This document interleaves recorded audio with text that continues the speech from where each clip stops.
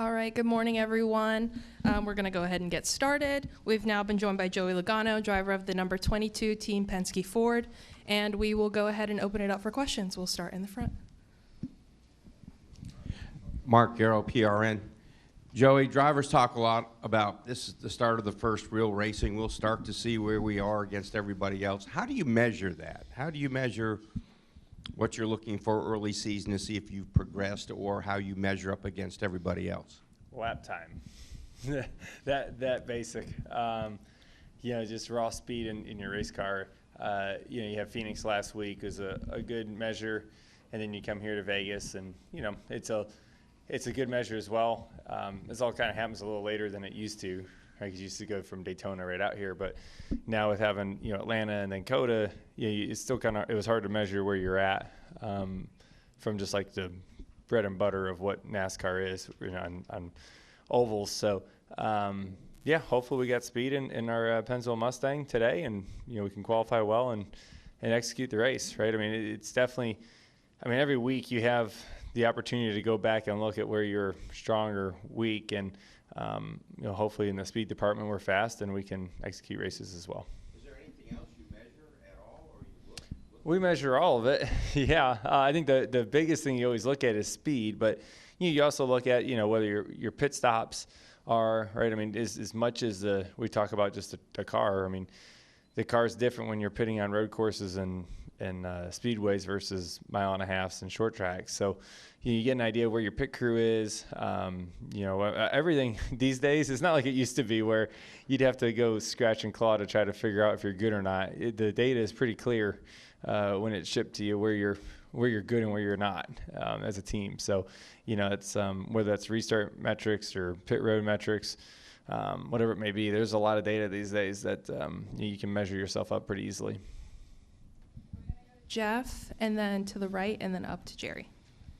Between Elio and then Mike Wallace, Catherine Legg, and Casey Mears, there's all been sort of a topic around the approval process for NASCAR this year. On Parker Kligerman and Landon's podcast this week, they were talking about they feel like there's a need for a licensing system similar to the FIA, where you can actually check certain boxes to move up versus the approval process. Do you have any thoughts on the current approval process and any changes you would like to see to it? I think there's got to be more structure around it. I think we're pretty just willy-nilly with it on, whether you've raced in the last 10 years or not, or what did you race? It might be a better question. Right? I mean, you look at, there's a balance in here somewhere of what makes sense, but when you look at F1, it's really like for anyone to get a license to race there, I don't know if any of us are qualified, nor should we be, because we've never driven anything like that, right? Like, I don't think it'd be right to throw me in an F1 race and without racing one before and giving me 20 minutes of practice. Yeah, I'm going to be in the way, right? Because I don't know what the heck I'm doing. The same thing for them, though. Right? If you've never driven a stock car, should you just jump in a cup car with 20 minutes of practice and line up and race? There's a line between entertainment and safety. Not only for that particular driver, but us that race here every week. For the rest of the drivers out there in pit crews that are jumping out in front of these cars, playing in traffic. Right? Like there's got to be a line in there somewhere. A little bit of structure behind it would be nice, saying that, like, maybe you got to run the Xfinity race or a couple other different types of races. I'm sure they don't want to put too much structure behind it because every situation is a little bit different. But at the same time, I think there's got to be some marks you have to hit before you get approved into a cup race. Just my opinion, right? I don't know if it matters, but I think there's probably some areas in there that we can improve. We're going to go to the right. Roy Akers, Skyview Sports. After you won the race last year and it propelled you into the championship, and of course you're winning it, I read a stat that says you're the first driver defending driver that has not been in the top 10 to start the first 4 races this year, but you never stopped at Las Vegas. What makes this track such a Joey Logano track? I think I got a great team. This is a team-type racetrack where everything's got to play out just right. You got to have good speed in your car. You got to have good aerodynamics. You got to have good horsepower, good fuel mileage, and good strategy. Right? Everything's got to kind of play together to be successful here. And we saw how that worked out in the fall, where we were a very well-rounded race team that was able to execute great strategy. Right. So I just think that's what Vegas is about. It takes a little bit of everything to pull it off, and I feel like we're, as a race team, a very well-rounded race team. Thank you. Yep, thanks. We'll come up front to Jerry, and then we'll go to Dustin.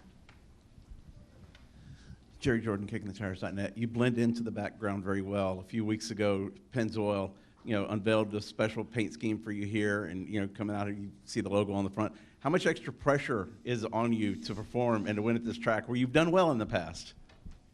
Yeah, I mean, obviously we want to win everywhere we go, but when they spray paint that huge logo, it's massive. Sitting there in the grass, and you're driving the Pennzoil car, and we're going to dinner tonight and seeing everybody, and you want to perform, right? You don't want to go out there and have a lackluster kind of day, right? You want to be up front. You want to be leading laps. You want to make something happen. It doesn't change really depending on the race, right? Like it could be anywhere. You still feel that way, but it does make the celebration a little bit more special when you drive in the Pennzoil car and you pull into the victory lane here and you're celebrating with that many more people. The impact's just greater. So, yeah, I mean, it's is it more pressure? I mean, I guess, but it doesn't really affect us that much because the goal's the same, right? We say it all the time. The goal doesn't change, whether it's the Pennzoil 400, if it's the race here in the fall, racing in the playoffs, or next week, right? Like it doesn't change. The goal's still to win. No, it's pretty apparent. They do a good job at that. Dustin Albino, J-Ski. Joey, kind of off Mark's earlier question, but how do you weigh the start of the year having led the most laps in the series, but the finishes haven't exactly been there yet? Yeah, frustrating, I guess, is probably the one word that comes to mind. I think I've left the racetrack every single weekend mad at something, which is just, that's part of racing sometimes. But you got to, also move on quickly, and you also got to look at what have you done well. And as a team, we've done great at leading laps. We've been towards the front. We're tied for 7th in points, which shows that we've scored a lot of stage points. So even though the finishes aren't there, we've been able to run up front enough to score the stage points and to be able to be in contention, and like you said, leading the laps. So there's some positives there. It's not like we're just slow. It's just something has happened every race so far. So, that part's frustrating in a way because it also feels like you're not taking full advantage of the opportunity that's ahead of you because you've had fast race cars and you really haven't been able to convert. But that's also sometimes just how racing goes, and you got to learn from your lessons and keep going. We're going to come up here to this side in the green shirt. Brian Twining, Betsford's Media. Joey, a lot of drivers in the garage, including yourself, have said that the Las Vegas race in the playoffs to begin the round of 8 is quite possibly the most important race of the playoffs. Does the fact that Talladega is now the middle race of that round make this weekend and Vegas in the playoffs that much more important?